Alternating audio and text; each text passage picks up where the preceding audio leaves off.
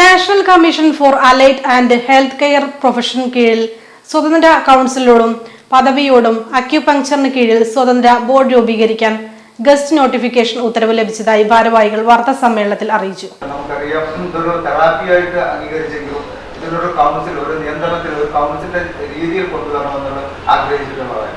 അപ്പൊ ഇതിനു മുമ്പ് നമ്മൾ മഹാരാഷ്ട്ര അക്യുപങ്ചർ കൗൺസിൽ, ഞാൻ പറഞ്ഞു, മഹാരാഷ്ട്ര അക്യുപങ്ചർ കൗൺസിലിൽ ഇപ്പൊ ഞങ്ങള് ഇവിടെ നിന്നുള്ള ഒരുപാട് പേര് മഹാരാഷ്ട്ര അക്യുപങ്ചർ കൗൺസിലിൽ ജോയിൻ ചെയ്തിട്ടുണ്ട്.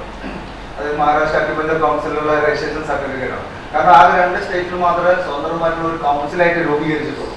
അപ്പൊ അതുപോലൊരു കൗൺസിൽ ആവശ്യപ്പെട്ടുകൊണ്ടാണ് നമ്മൾ കേരള ഹൈക്കോടതിയെ സമീപിക്കുന്നത്. എന്നാൽ ഇതിന് ട്രഡീഷണൽ അക്യുപങ്ചർ ഹീലേഴ്സ് ഓർഗനൈസേഷൻ നൽകിയ പെറ്റീഷനിലാണ് ഉത്തരവിറക്കിയത്. കേന്ദ്ര സർക്കാർ 2003 അക്യുപങ്ചർ സിസ്റ്റം ഒരു തെറാപ്പിയായി അംഗീകരിക്കുകയും 2019 ഫെബ്രുവരി 21 കേന്ദ്ര സർക്കാർ അക്യുപങ്ചർ ഇൻഫ്രാസ്ട്രക്ചർ സിസ്റ്റം ഓഫ് മെഡിസിനായി അംഗീകരിക്കുകയും അപ്പാക്സ് കമ്മിറ്റി രൂപീകരിക്കുകയും ചെയ്തതായി ഭാരവാഹികൾ അറിയിച്ചു.